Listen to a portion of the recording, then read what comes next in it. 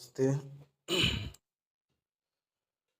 राज व्यवस्था में आगे बढ़ते हैं और हम लोग जो है पहले पार्ट 1, पार्ट 2, पार्ट 3 कर चुके हैं। आज का टॉपिक है आपका उच्च न्यायालय, हाई कोर्ट। आज जो हम लोग हाई कोर्ट के बारे में जानेंगे, तो चलिए स्टार्ट करते हैं। कहता है अंडमान एवं निकोबार द्वीप समूह किस उच्च न्यायालय के अंतर्गत आते हैं? ये आपका है कलकत्ता उच्च न्यायालय के अंतर्गत। जो अंडमान और निकोबार द्वीप समूह है वो कलकत्ता उच्च न्यायालय के अंतर्गत आते हैं, यानी कि उसके जो है मुकदमा की सुनवाई जो है अंडमान और निकोबार द्वीप समूह के जो मुकदमे की सुनवाई है वो उसका हाई कोर्ट जो है कलकत्ता उच्च न्यायालय के अंतर्गत अधीन है। ठीक है। अगला है उच्च न्यायालय के न्यायाधीश के वेतन और भत्ता किस निधि में है? राज्य के संचित निधि में है। जो उच्च न्यायालय होते हैं उसके में जो कर्मी काम करते हैं उसका वेतन और भत्ता का निर्धारण जो है राज्य के संचित निधि कोष से। उच्चतम न्यायालय के उच्च न्यायालय से पूर्व किस उच्च न्यायालय ने यह निर्णय दिया था कि एक बार में 3 बार तलाक कहने पर तलाक होना गैर कानूनी है? इलाहाबाद उच्च न्यायालय। पहले के जो ना पहले जो था मुस्लिम धर्म में बोल देता था 3 बार तलाक तलाक तलाक, तो वो तलाक मंजूर कर लिया जाता था, जो कि गैर कानूनी है। बताया इलाहाबाद उच्च न्यायालय ने बताया कि यह गैर कानूनी है, यह गलत है, बिल्कुल निराधार है। अब मान लीजिए छोटा छोटा विवाद पे बोल देगा 3 बार तलाक तलाक तलाक, तो तलाक तो नहीं होगा। ठीक ना। न्यायाधीशों को हटाने की प्रक्रिया 3 सदस्यीय टीम है। भारत के मुख्य न्यायाधीश CJI, उच्चतम न्यायालय का मुख्य न्यायाधीश और एक प्रख्यात विधिवक्ता। एक उच्च न्यायालय न्यायाधीश अपना त्याग पत्र किसे देता है? राष्ट्रपति को। जो उच्च न्यायालय का न्यायाधीश है वो अपना रिजाइन देना चाहता है तो किसको देगा? राष्ट्रपति को देगा। उच्च न्यायालय के न्यायाधीश की सेवानिवृत्ति होती है 62 वर्ष होती है। ठीक है, कितना वर्ष होती है? 62 वर्ष।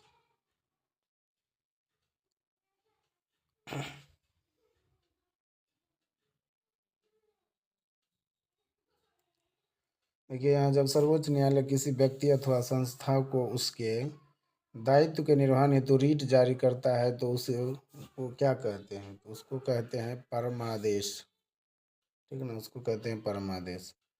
भारत में उच्च न्यायालयों की कुल संख्या कितनी है? 25।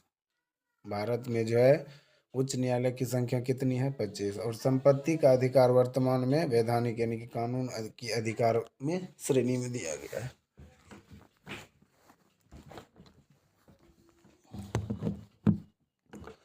जो संपत्ति होता था पहले जो है संपत्ति के अधिकार को मौलिक अधिकार में दिया गया था, लेकिन उसको अब जो है ना वैधानिक अधिकार, कानूनी अधिकार का मजमा पहना दिया गया है। राज्य के उच्च न्यायालय का मुख्य क्षेत्राधिकार अंतर्गत होता है परामर्श संबंधी क्षेत्राधिकार, यानी कि परामर्श लेता है। ठीक है ना, एक दूसरे से। कहता है अधीनस्थ न्यायालय की कार्य पद्धति का परीक्षण को नहीं उत्प्रेषण कहा जाता है इसको। मूल अधिकारों का संरक्षण उच्च न्यायालय और उच्चतम न्यायालय दोनों के अधिकार में आता है, यानी कि मूल जो अधिकारों का जो है संरक्षण दोनों कर सकता है। उच्चतम न्यायालय यानी कि सुप्रीम कोर्ट भी करता है और हाई कोर्ट भी करता है, दोनों के अंतर्गत आता है। भारत के संविधान के अनुसार जिला न्यायाधीश के अंतर्गत सम्मिलित नहीं होता है अधिकरण न्यायाधीश। निवारक निरोध जो के अंतर्गत एक व्यक्ति को बिना मुकदमा चलाए कितने समय तक बंदी बनाकर रख सकते हैं? 3 माह तक। ठीक ना, इससे ज़्यादा नहीं रख सकते हैं, 3 माह तक रख सकते हैं, ज़्यादा नहीं रख सकते। ठीक है। अब जो है उच्चतम न्यायालय से संबंधित कुछ अनुच्छेद है, यहाँ पर देखिए। यहाँ पर अनुच्छेद 214 राज्य के उच्च न्यायालय की व्यवस्था करने, और अनुच्छेद 225 उच्च न्यायालय की क्षेत्राधिकार है। 215 में देखिए उच्च न्यायालय का अभिलेख है। 216 में उच्च न्यायालय का गठन है, याद रखिएगा। अनुच्छेद 216 में उच्च न्यायालय का गठन है। अनुच्छेद 217 में उच्च न्यायालय के न्यायाधीश पद के लिए नियुक्ति है।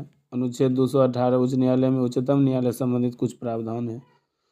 19 में कहता है उच्च न्यायालय के न्यायाधीश की शपथ ग्रहण, अनुच्छेद 219 में। उसके बाद 21 में है न्यायाधीश का वेतन भत्ता।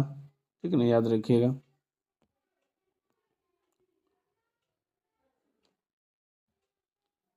जो इम्पोर्टेंट सब है आप देख सकते हैं। ठीक ना, 23 में है कार्यवाहक का मुख्य न्यायाधीश। 24 में है अतिरिक्त, कभी कभी जो है किसी जो है ना न्यायाधीश को अतिरिक्त प्रभार भी दिया जाता है। 24 में है सेवानिवृत्ति शर्त। उच्च न्यायालय के न्यायाधीश का पेंशन भत्ता भारत के संचित निधि कोष पर निर्भर करता है। संचित निधि कोष से दिया जाता है। जो भी उच्च न्यायालय के जुडिशियल होते हैं, वर्कर होते हैं, उसका जो है ना पेंशन जो दिया जाता है वो भारत के संचित निधि कोष से दिया जाता है। 25 में है उच्च न्यायालय का क्षेत्राधिकार। 26 में रीट जारी करने का जो है ना उच्च न्यायालय को शक्ति है कि रीट जारी कर सकता है। 26A में जो है अंतर केंद्र अधिनियमों की संवैधता पर विचार या निरस्त किया जा सकता है। कोई कानून लाया सरकार, उस पर जो है ना क्षमता है हाईकोर्ट को, उस पर रोक लगा सकता है या उसको निरस्त कर सकता है। उच्च न्यायालय जो है उसके अधीनस्थ न्यायालय का या डिस्ट्रिक्ट न्यायालय सब पर ध्यान रखता है 227 में। 28 में है उच्च न्यायालय में कुछ मामलों का स्थानांतरण होता है, ठीक है ना।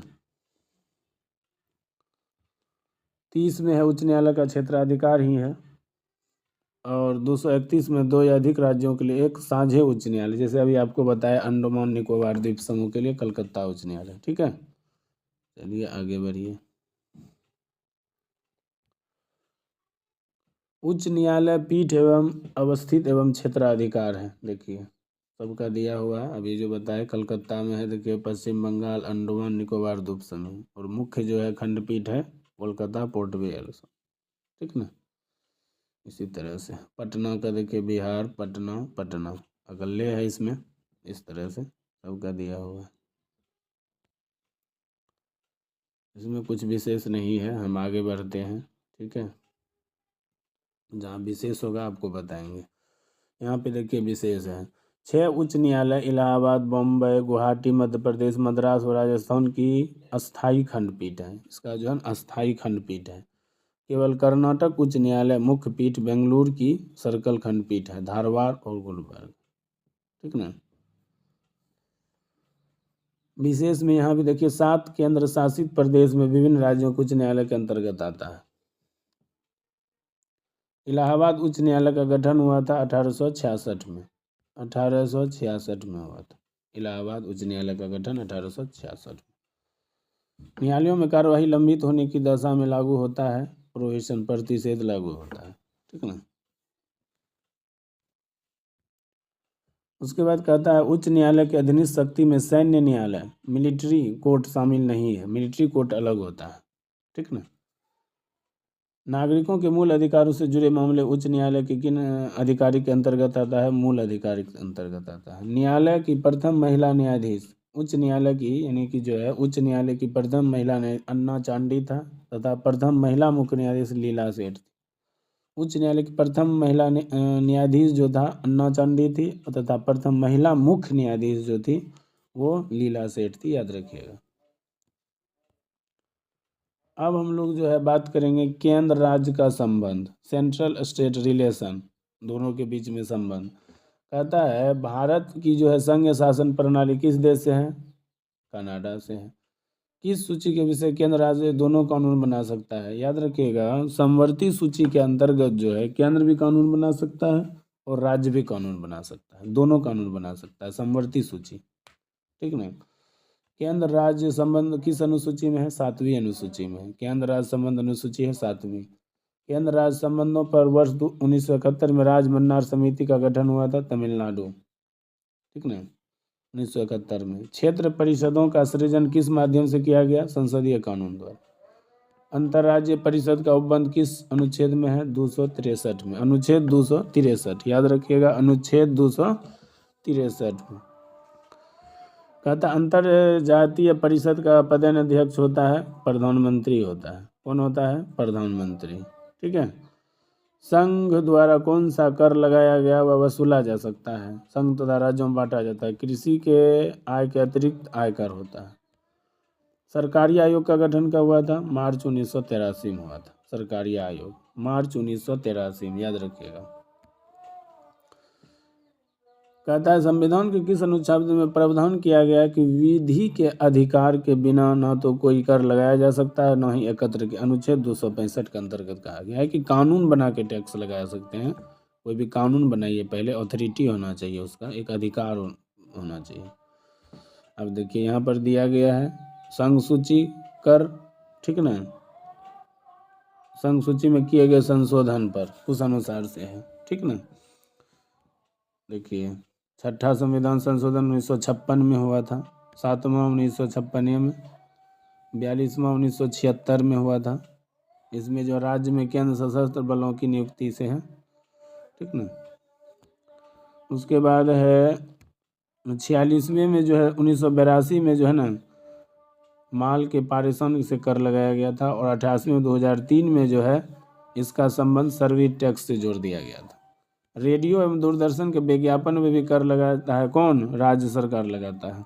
जो रेडियो होता है, दूरदर्शन होता है, उस पर भी कौन कर लगाता है? राज्य सरकार लगाता है। कौन लगाता है? राज्य सरकार, याद रखिएगा। उसके बाद है भारतीय संविधान का अनुच्छेद 249 राज्य सूची के विषयों के संबंध में संसद की विधायी शक्तियों से संबंधित है, ठीक है ना। भारत का संविधान जो है और अनुच्छेद 249 राज्य सूची के विषय के संबंध में संसद की विधायी शक्तियों का संबंध है। उसमें केंद्र एवं राज्य के मध्य शक्तियों के विभाजन किस अनुच्छेद है? तो अनुच्छेद 245 तथा 46 के अंतर्गत शक्ति का बंटवारा होता है। केंद्र सरकार जल विवादों के समाधान के लिए न्यायाधिकरण की स्थापना कर सकती है। यानी कि मान लीजिए एक नदी दो राज्यों से होकर के गुजरती है, तो वहाँ जल का वितरण को लेकर के विवाद चलता है, तो उसके निपटारा के लिए न्यायाधिकरण का स्थापना कर सकता है, ताकि जो विवाद को समाप्त किया जा सके, दोनों राज्य को शांति स्थापित किया जा सके। संघीय कर, संघ सूची, ठीक ना, आयकर है, कृषि को छोड़कर, सीमा शुल्क है, तंबाकू है, निगम कर है, ठीक ना, संपदा शुल्क है, संपत्ति का अधिकार शुल्क है, रेल, समुद्र, वायुयान, ये सब है, ठीक ना। स्टॉक एक्सचेंज का है, वायदा बाजार है, स्टाम्प शुल्क है, समाचार पत्रों क्रय विक्रय है, ठीक ना। उसके बाद समाचार पत्रों का विभिन्न वस्तु है, माल के प्रेषण कर है, सेवाओं का कर निरसित है, ठीक ना, ये सभी कर है।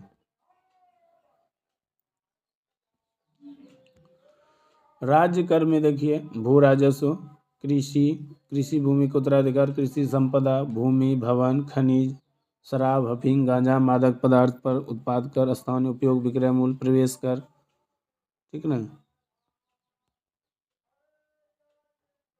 विद्युत उपभोग एवं बिक्री और भी कर है। रेडियो एवं दूरदर्शन, विज्ञापन, सड़क, जीव जंतु, व्यापार, प्रति व्यक्ति कर, ठीक ना, ये सभी कर जो है राज्य सरकार के अंतर्गत आता है। विलासिता यानी कि मनोरंजन, जुआ वगैरह सब वगैरह है, तो उस पर भी कर है। स्टाम्प शुल्क है। सरकारिया आयोग का गठन संघ और राज्य मध्य संबंधों की समीक्षा के लिए हुआ था। जो सरकारिया आयोग का गठन हुआ था वो केंद्र और राज्य में संबंध बेहतर हो, उसी की समीक्षा के लिए यह आयोग का गठन किया गया था। अंतर्जातीय परिषद का गठन जो है 18 मई 1990 को हुआ था, और केंद्र राज्य में विशेष रूप से किस संदर्भ में? म्यूनिसिपल संबंध रहा, वित्तीय मामलों में राज्य पर केंद्र के नियंत्रण के संबंध में। तत्कालीन प्रधानमंत्री श्री विश्वनाथ प्रताप सिंह की अध्यक्षता में अंतर्राज्यीय परिषद की प्रथम बैठक 10 अक्टूबर 1990 को हुआ था, ठीक ना, याद रखिएगा 10 अक्टूबर 1990। अब चलिए आयोग और समिति, कहता है केंद्र और राज्य संबंध पर विचार करने के लिए समय समय पर आयोग बनाया गया। राजमन्नार समिति 1969 में, अध्यक्ष था डीपी मन्नार। सरकारिया आयोग 1983 रंजीत सिंह सरकार।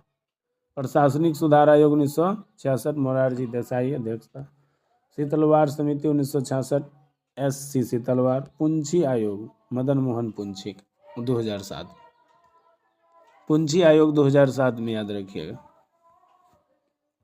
उसके बाद अनुच्छेद 312 के अंतर्गत राज्य में उपस्थित करने वाले सदस्यों को 2/3 बहुमत से प्रस्तावित करने पर संसद को किसी नई अखिल भारतीय सृजन के लिए अधिकार दिया गया था। भारत संविधान के किस भाग में केंद्र राज्य विधायकी है? तो ये जो है ना देख सकते हैं यहाँ पर, एक मिनट रुकिए, ठीक ना, भाग 11 के अंतर्गत, ठीक है।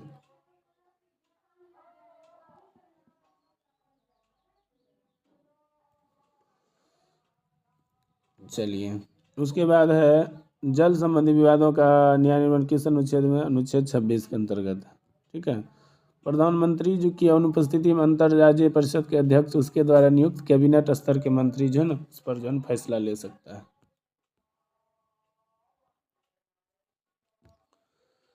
कहता है यह सुझाव है किस समिति ने दिया था कि राज्यपाल के पदस्थापन पर राज्य मंत्री के धारिता करने संबंधित है? ये मन्नार समिति था, राजमन्नार समिति। भारतीय संविधान के संघ और राज्य में प्रशस्ति का उल्लेख अनुच्छेद में है, अनुच्छेद 56 से 263 तक। ठीक है। अंतर्राज्यीय परिषद 26 अनुच्छेद 26 है का गठन का प्रावधान जो है अनुच्छेद 26 में। अतः अनुच्छेद 262 के अंतर्गत प्रदत्त शक्तियों का नदी बोर्ड अधिनियम 1956, अंतर्राज्यीय जल विवाद अधिनियम 1956 है। जल विवाद अधिकरण 1956 के अंतर्गत केंद्र सरकार ऐसे विवादों का समाधान करने के लिए स्थापना कर सकता है, एक कमेटी का गठन कर सकता है ताकि जो है 2 राज्यों के बीच में जो जल विवाद है उसको समाप्त किया जा सके। उसके बाद है केंद्र सरकार द्वारा राज्य को संचार साधनों के निर्माण से रख रखाव का निर्देश देता है, अनुच्छेद 25 के अंतर्गत। ठीक है। तत्कालीन प्रधानमंत्री श्री विश्वप्रताप, ये तो बता दिया आपको।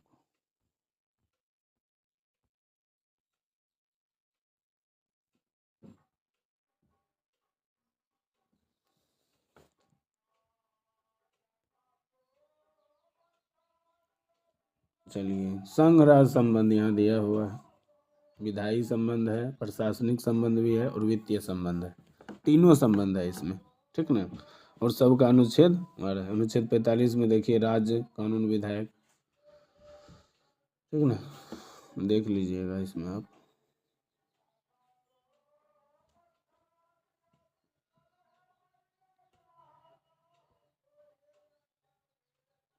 यहाँ पर देखिए कहता है केंद्र राज्य संबंधों में सुधार हेतु प्रशासनिक सुधार आयोग 1966, राजमन्नार समिति 1969 और आनंदपुर साहेब प्रस्ताव 1973, सरकारी आयोग 1983 और पुंछी आयोग 2007 में हुआ था। यही याद रख लीजिएगा। ठीक है ना। सुधार आयोग 1966, राजमन्नार 1969, आनंदपुर साहेब 1973, सरकारी आयोग 1983 और पुंछी आयोग 2007 में।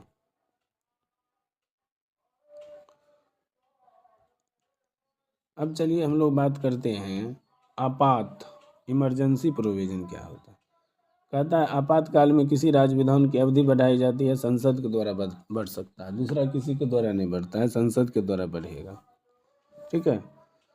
किसने कहा था कि राष्ट्रपति का आपातकालीन अधिकार संविधान के साथ धोखा है? हृदयनाथ कुजरू। राष्ट्रपति शासन किसकी सलाह पर लागू किया जाता है? राज्यपाल की सलाह। अगर किसी राज्य में राष्ट्रपति शासन लागू होगा तो राज्यपाल सलाह देंगे। राष्ट्रपति शासन की अधिकतम कितनी अवधि है? 3 वर्ष तक।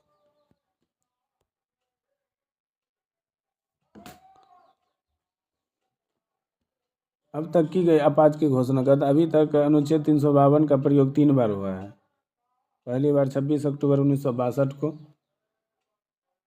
जो है चीन ने जो है ना आक्रमण किया था अरुणाचल प्रदेश के क्षेत्र पर, उस समय किया गया था, यहाँ देख सकते हैं। दूसरा बार आपात की घोषणा दिसंबर 71 में हुआ था, 1971 में पाकिस्तान द्वारा जो है ना युद्ध छेड़ने के कारण से। और तीसरी बार हुआ था आंतरिक अशांति के आधार पर 25 जून 1975 को। ठीक ना, ये घोषणा हुआ था। 3 बार अभी तक जो है याद रखिएगा अनुच्छेद 352 का प्रयोग किया गया है।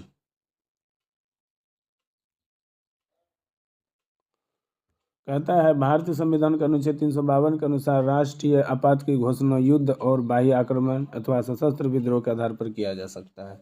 अगर हमारे देश में कोई भी देश आक्रमण कर दिया है तो उस समय जो है यह घोषणा हो जाता है। ठीक है ना, याद रखिएगा। भारतीय संविधान के किस अनुच्छेद में अंतर्गत भारत पर आक्रमण के जो है अनुच्छेद 352। भारत संविधान किसी राज्य में राष्ट्रपति शासन लागू किया जाता है? 356। ठीक ना, याद रखिएगा।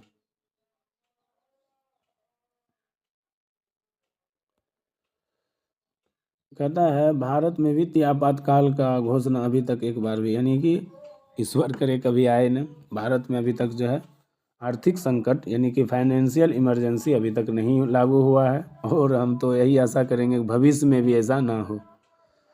राष्ट्र मूल अधिकारों में अनुच्छेद 20 से 21 में उस समय जो है ना अनुच्छेद जो है ना निलंबित कर दिया जाता है।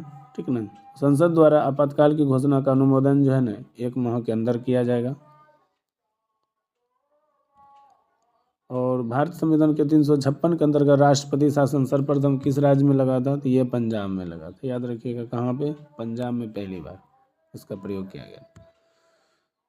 राष्ट्रपति आपातकाल में लोकसभा की अवधि आपातकाल की समाप्ति तक बढ़ाई जा सकती है, लेकिन एक बार में केवल 1 वर्ष के लिए ही बढ़ाई जा सकती है। अब यहाँ पर देखिए इसका विस्तारित आपातकाल के प्रकार दिया हुआ है, प्रकार एवं प्रभाव है। अनुच्छेद 352 राष्ट्रीय आपात, यहाँ पर देखिए अब तक राष्ट्रीय आपात का प्रयोग 3 बार किया गया है।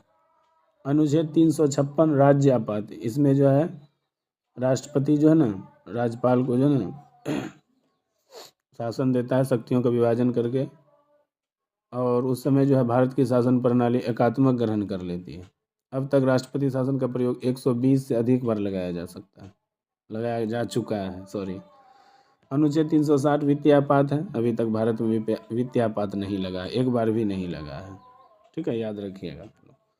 मूल संविधान में आपात की घोषणा सशस्त्र विद्रोह एवं आंतरिक अशांति का उल्लेख है, यानी कि अगर मान लीजिए देश में आंतरिक अशांति भी फैल जाता है तो इसकी घोषणा होती है।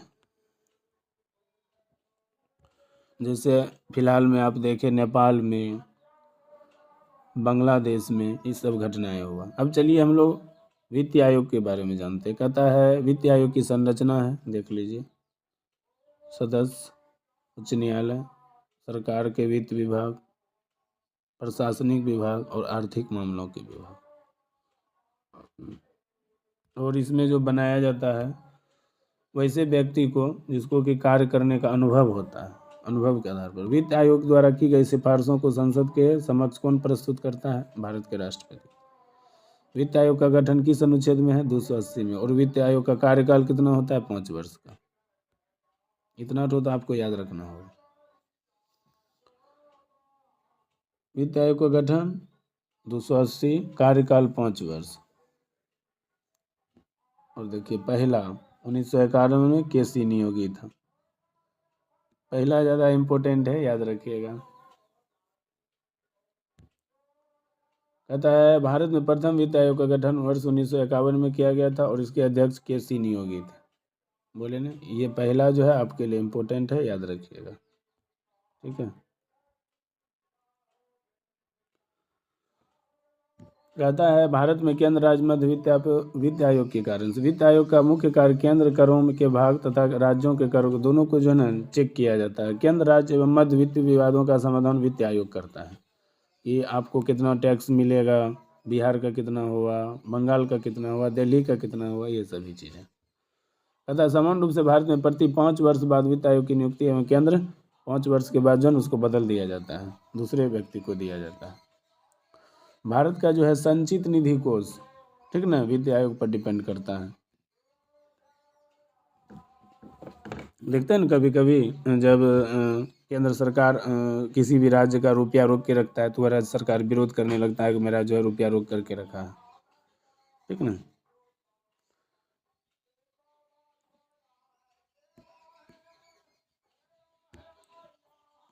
कहता है ऋत्विक रंजन पांडे को 16वें वित्त आयोग का सचिव नियुक्त किया गया था। ठीक ना। अब चलिए हम लोग नीति आयोग की बात करते हैं। ठीक है। कहता है योजना आयोग का गठन 15 मार्च 1950 को हुआ और योजना आयोग के प्रथम अध्यक्ष थे पंडित जवाहरलाल नेहरू। योजना आयोग के प्रथम स्थापना मंत्रिमंडल एक विशेष प्रकार प्रस्ताव किया। नीति आयोग कौन सा निकाय है? गैर संवैधानिक। योजना आयोग के स्थान पर नीति आयोग 1 जनवरी 2015, याद रखिएगा, 1 जनवरी 2015 को लागू किया था। के प्रधानमंत्री नरेंद्र मोदी। नीति आयोग के अध्यक्ष कौन होता है? प्रधानमंत्री। राष्ट्रीय विकास परिषद की स्थापना कब हुई थी? 6 अगस्त 1952 को हुई थी। याद रखिएगा, ये पूछा जाता है। राष्ट्रीय विकास परिषद पूछा जाता है 6 अगस्त 1952, याद रखिएगा, 6 अगस्त 1952 को। ठीक है। अध्यक्ष जो होता है भारत के प्रधानमंत्री होते हैं और गवर्निंग काउंसिल सभी राज्यों के मुख्यमंत्री और राज्यपाल या उपराज्यपाल होता है। और नियुक्ति प्रधानमंत्री ही करता है, यही दिया हुआ है, देख सकते।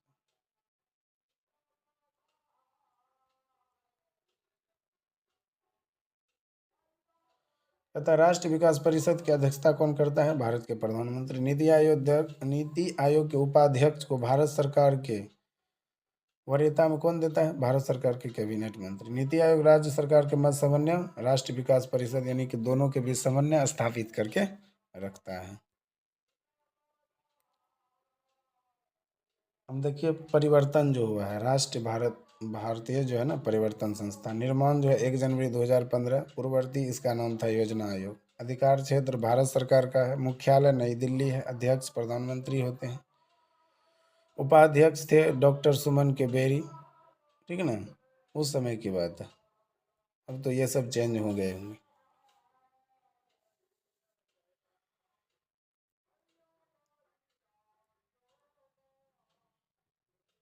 नया भारत @75 के लिए कार्यनीति नीति आयोग का है, और नीति आयोग का उद्देश्य आर्थिक नियोजन, नीति निर्माण और राष्ट्रीय सुरक्षा को सुनिश्चित करना है।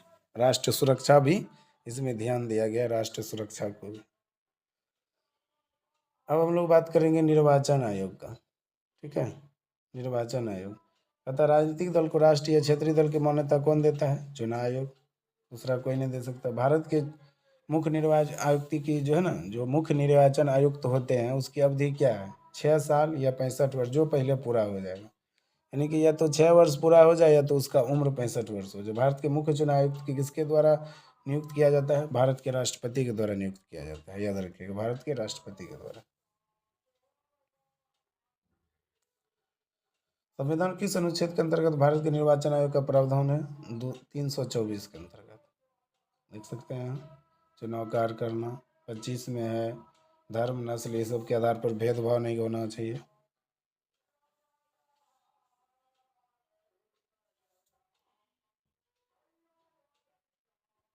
संसद एवं राज्य विधानमंडल के चुनाव का संचालन निर्वाचन आयोग के द्वारा किया जाता है, यानी कि लोकसभा, राज्यसभा ये सब भी चुनाव जो होता है ये सब निर्वाचन आयोग करवाते हैं।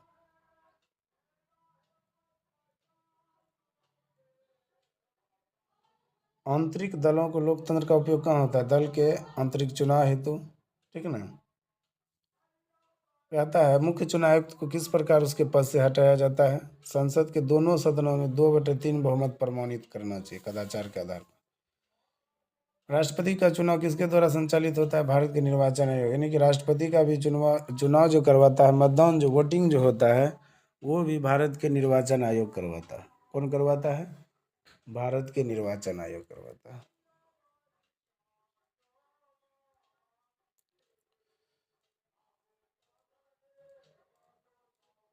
कहता है 61वें संविधान संशोधन 1989 के अंतर्गत मतदान की न्यूनतम आयु 21 वर्ष से घटाकर 18 वर्ष की गई है। याद रखिएगा 61वें संविधान संशोधन से पहले जो था जिसका उम्र 21 साल था वही वोट गिरा सकता था, लेकिन इसको संशोधन करके 18 वर्ष कर दिया गया 1989 में। संसदों की योग्यता संबंधी विवाद कौन करता है? निर्वाचन आयोग के परामर्श पर राष्ट्रपति। संसद द्वारा किस व्यक्ति को चुनाव लड़ने के लिए अयोग्य करार दिया जाए? न्यायालय में जो अपराधी घोषित हो जाएगा तब वो चुनाव नहीं लड़ सकता है। लेकिन अभी के समय में तो सब कुछ होता है। ज़्यादातर देखते हैं जो अपराध करते हैं या जो जेल मुकदमा में जाते हैं वो सब चुनाव लड़ता है, ठीक ना। कानून अपनी जगह पे है। भारत में मताधिकार और निर्वाचित होने का अधिकार है, विधिक अधिकार है। राजनीतिक दलों को सर्वप्रथम संवैधानिक मान्यता किस वर्ष मिला था? 1985 में मिला था, याद रखिएगा। किम मिला था? 1985 में मिला था, 1985 में। अनुपातिक प्रतिनिधित्व की आवश्यकता किस देश में नहीं है? जहां द्विदलीय शासन प्रचलित है। दिनेश गोस्वामी समिति का संबंध है लोकसभा चुनाव के सरकारी वित्त आयोग से। किसी भी राजनीतिक दल को मुख्य विपक्षी दल की मान्यता प्राप्त करने के लिए उसके पास कम से कम 10% सदस्य होने चाहिए, तभी आप विपक्षी दल का मान्यता मिलेगा। निर्वाचन आयोग को किस वर्ष 3 सदस्यीय आयोग बनाया गया? 89 और 93 में। ये इम्पोर्टेंट है। दल बदल निरोधक अधिनियम कब पारित हुआ? 15 फरवरी 1985 को। कब पारित हुआ? 15 फरवरी 1985। निर्वाचन प्रक्रिया का आरंभ राष्ट्रपति द्वारा जारी की गई अधिसूचना से होता है। यह अधिसूचना जनप्रतिनिधि अधिनियम 1951 की धारा 14 के अंतर्गत होता है। ठीक ना, याद रखिएगा। संसद एवं राज्य विधानमंडलों के चुनाव का संचालन निर्वाचन आयोग ही करता है। अब चलिए प्रमुख आयोग को समझते हैं। इम्पोर्टेंट कमीशन, इसमें राष्ट्रीय मानवाधिकार आयोग है 1993 के अनुसार, ठीक ना। उच्चतम न्यायालय के सेवानिवृत्त मुख्य न्यायाधीश अथवा न्यायाधीश होते हैं। भारत में सर्वप्रथम लोक सेवा आयोग का स्थापना हुआ था गवर्नमेंट ऑफ इंडिया एक्ट 1919 के तहत हुआ। 1926 में ली आयोग की अनुशंसा सर्वप्रथम लोक सेवा समिति की स्थापना की गई।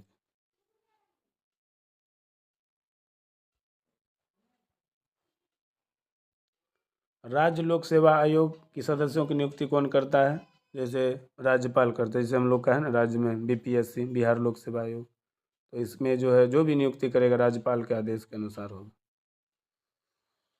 राज्य प्रशासनिक सेवा राजमन्यार आयोग है। संघ लोक सेवा की प्रथम महिला अध्यक्ष कौन थी? Sir William Matthew. राष्ट्रीय मानवाधिकार आयोग देखिए, इसमें जो सदस्य होते हैं ज़्यादातर उच्च न्यायालय के जो रिटायर हो गए वो सभी होते हैं, देख सकते हैं आप यहाँ। लोकपाल संस्था के अध्यक्ष के अतिरिक्त अन्य 8 सदस्य की नियुक्ति जो है जिनका कार्यकाल 5 वर्षों का होता है किया जाता है।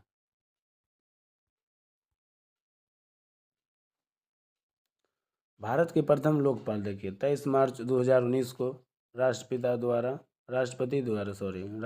द्वारा सर्वोच्च न्यायालय के सेवानिवृत्त मुख्य पिनाकी चंद्र घोष के द्वारा भारत का प्रथम लोकपाल नियुक्त किया गया था। इनका चयन प्रधानमंत्री नरेंद्र मोदी की अध्यक्षता में एक चयन समिति के द्वारा किया गया था, ठीक ना। और इसके मुख्य न्यायाधीश थे रंजन गोगोई और लोकसभा अध्यक्ष थे सुमित्रा महाजन, ठीक ना। और प्रख्यात न्यायिक था मुकुल रोहतगी, ठीक ना। उस समय जो है भारत के प्रथम लोकपाल की नियुक्ति किया गया था 23 मार्च 2019 को राष्ट्रपति के द्वारा सर्वोच्च न्यायालय, ठीक ना, याद रखिएगा। अन्य पिछड़ा वर्ग जो है ओबीसी के श्रेणी रोहिणी आयोग के अंतर्गत बार बार जो है इसको खंडन किया जा रहा है, विस्तारित किया जा रहा है। मानवाधिकार आयोग किस प्रकार की संस्था है? गैर संवैधानिक, नॉन कॉन्स्टिट्यूशनल है।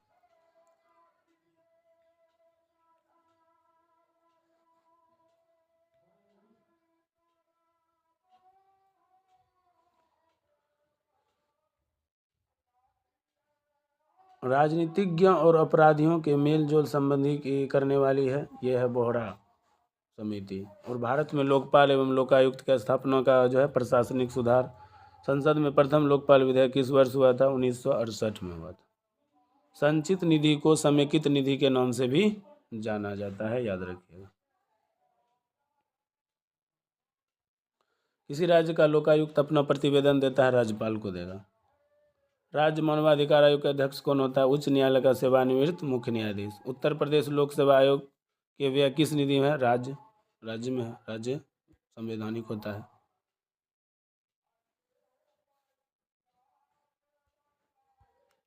अब हम लोग बात कर लेते हैं राजभाषा का, ऑफिशियली लैंग्वेज। कहता है भारतीय संविधान का अनुच्छेद 344 इसके के अंतर्गत प्रथम राजभाषा आयोग का गठन वर्ष 1955 में बीजी खैर की अध्यक्षता में हुआ और 8वीं अनुसूची में 2003 में 4 भाषाएं की संविधान संशोधन जोड़ी गई है। 92वें संविधान संशोधन। 8वीं अनुसूची में कितना भाषा है देख लीजिए, बढ़ा करके टोटल 22 कर दिया गया है। असमिया है, बंगला है, गुजराती है, हिंदी, कन्नड़, कश्मीरी, कोंकणी, मलयालम, मणिपुरी, मराठी, नेपाली, उड़िया, पंजाबी, संस्कृत, सिंधी, तमिल, तेलुगु, उर्दू, डोगरी, बोडो, मैथिली और संथाली, ठीक है ना। इतने भाषा हैं। अभी तो आप देखिएगा सीटेट में मैथिली भाषा में भी आप एग्जाम दे सकते हैं, जोड़ा गया है।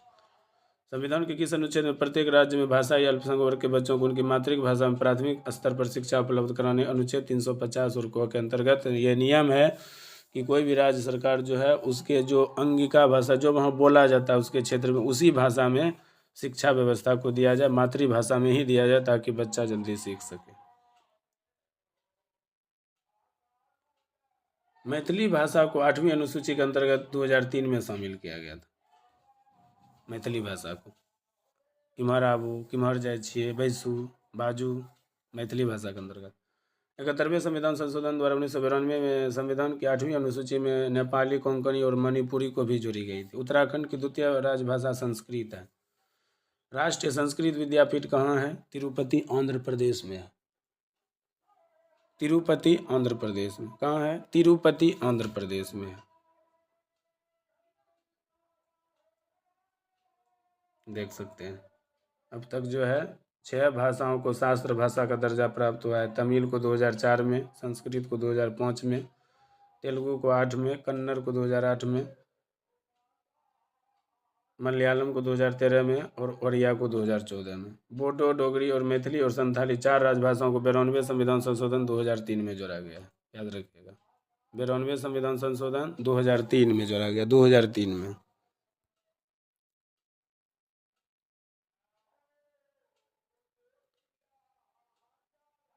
अब अनुच्छेद है राजभाषा संबंधित 343 संघ की राजभाषा, 344 राजभाषा और संसदीय आयोग, 345 राज्य की राजभाषा, 46 में एक राज्य दूसरे राज्य के बीच संवाद, 47 में जनसंख्या के आधार पर बोली जाने वाली भाषा। सर्वोच्च न्यायालय 348, 349 में भाषा संबंधित कुछ अधिनियम, 350 में शिकायत का निपटारा, 50A में प्राथमिक स्तर की भाषा, 50B में अल्पसंख्यक भाषा और 351 में हिंदी भाषा का विकास। वर्ष 1957 में प्रथम राजभाषा में जो है पंडित गोविंद वल्लभ पंत भारत की राजकीय भाषा संबंधी प्रावधान संशोधन अधिनियम संसद से कम 2/3 बहुमत से पास होना चाहिए था। सिंधी भाषा को 8वीं अनुसूची में शामिल किया गया 1967 में और संविधान की 8वीं अनुसूची में सम्मिलित भाषाओं में से कौन सी दूसरी सर्वाधिक बोला जाता है? बंगाल। यानी कि संविधान 8वीं अनुसूची में सम्मिलित भाषाओं में कौन सी दूसरी सर्वाधिक बोली जाने वाली भाषा है? तो बंगला, यानी कि बंगला भाषा दूसरी है। यहाँ बंगाल लिखा गया है। अब चलिए हम लोग जो है ना पंचायती राज एवं नगर पालिका के बारे में थोड़ा सा जान लेते हैं। पंचायती राज जो किस सूची में है? राज्य सूची में है, ठीक ना। और यह जो है याद रखिएगा 11वीं अनुसूची में आता है 73वां संविधान संशोधन के द्वारा। पंचायत चुनाव के लिए जो है राज्य सरकार के द्वारा कराया जाता है और पंचायत संविधान की 11वीं सूची में पंचायतों के लिए कुल कितने विषय है? 29 विषय है। 73वां संविधान संशोधन केंद्र द्वारा पंचायती राज संस्थाओं को संवैधानिक अधिकार दिया गया है। पंचायत चुनाव कितने अंतराल पर होता है? आप लोग जानते होंगे, 5 साल पे होता है। पंचायत चुनाव जो है 5 साल पे होता है, ठीक ना, याद रखिएगा। और बिहार में जो है 2026 के अंत में पंचायत चुनाव होगा। इस अनुच्छेद के अंतर्गत पंचायतों को संवैधानिक दर्जा प्राप्त है? अनुच्छेद 243 के अंतर्गत। राष्ट्रीय पंचायती राज दिवस 24 अप्रैल को मनाया जाता है। भारत में सर्वप्रथम पंचायती राज प्रणाली का आरंभ हुआ था 2 अक्टूबर 1959 नागौर, राजस्थान में। त्रिस्तरीय पंचायती राज व्यवस्था है बलवंत राय मेहता समिति के आधार पर। अशोक मेहता समिति में 2 स्तरीय था। और पंचायतों नगर पालिका का जो है 1993 में संविधान में प्रावधान किया गया था। पंचायत राज को किस संशोधन द्वारा स्वशासन की इकाई दिया गया है? भारत संविधान 73वां संशोधन द्वारा, 73वां संविधान संशोधन द्वारा, ठीक है, याद रखिएगा 73वां संविधान संशोधन।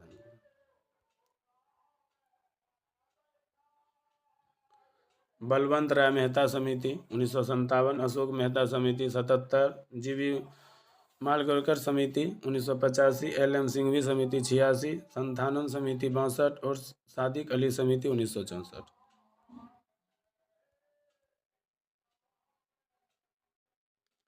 कहता पंचायती राज को संवैधानिक स्थिति प्रदान करने की संस्तुति है LM सिंघवी। किन राज्यों में पंचायत समिति जिला परिषद होता है? गुजरात, महाराष्ट्र, राजस्थान। ब्लॉक स्तर पर पंचायत होता है प्रशासनिक प्राधिकार।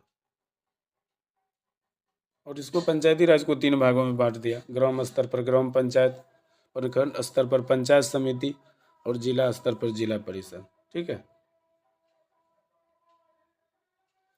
यदि पंचायत भंग होती तो कितनी अवधि के भीतर हो जाएगा? 6 माह के अंदर, ठीक ना, याद रखिएगा। 3 स्तरीय पंचायतों का गठन किन राज्यों में किया जाना है? जहाँ पे 20 लाख से मतलब जो पंचायतों का गठन किन राज्य में किया जाता है? 20 लाख से अधिक जनसंख्या वाले राज्य में, ठीक है। 11वीं अनुसूची, ठीक है ना, इसमें 29 विषय है, याद रखिएगा। 12वीं अनुसूची में नगर पालिका है। 73वां संविधान संशोधन के द्वारा महिलाओं को ग्राम पंचायतों में 33% आरक्षण दिया गया, ठीक है, 33% दिया गया। अब देखिए संस्थाएं हैं, ग्राम पंचायत है, राज्य में केरल जम्मू कश्मीर है, पंचायत समिति हो गया, ग्राम पंचायत, पंचायत जिला परिषद हो गया, ग्राम पंचायत में फिर अंचल पंचायत, ठीक है ना। राज्य में देखिए यहाँ पर असम, ओडिशा, कर्नाटक, उत्तर प्रदेश, बिहार, महाराष्ट्र, पश्चिम बंगाल में 4 स्तरीय है, ठीक है। बिहार में त्रिस्तरीय है।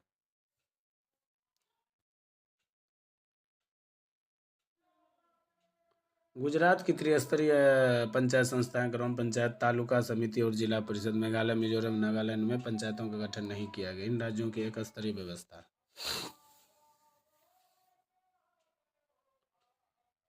यहाँ देखिए 73 संविधान उद्देश्य है देश में सशक्त और जीवंत पंचायती राज संस्थाओं का लिए। भारत में किस राज्य पंचायती संबंधित मामलों का अपील लेने अधिकार है? केरल में। ST आरक्षण का कोई प्रावधान नहीं है, अरुणाचल प्रदेश में। नगर पालिका किस संविधान संशोधन से है? 74वां संविधान संशोधन। 73वां संविधान संशोधन स्वशासन की व्यवस्था प्रोत्साहित करता है और राज्य नीति आयोग का गठन जो अनुच्छेद 243(1) के अंतर्गत। पंचायत समिति के सदस्य जनता के द्वारा चुने जाते हैं और नगर पालिका को 12वीं अनुसूची के अंदर कुल 18 विषयों का विधि बनाने का प्रावधान है। इसमें जो है ना प्रावधान है उसको बनाने का, ठीक है।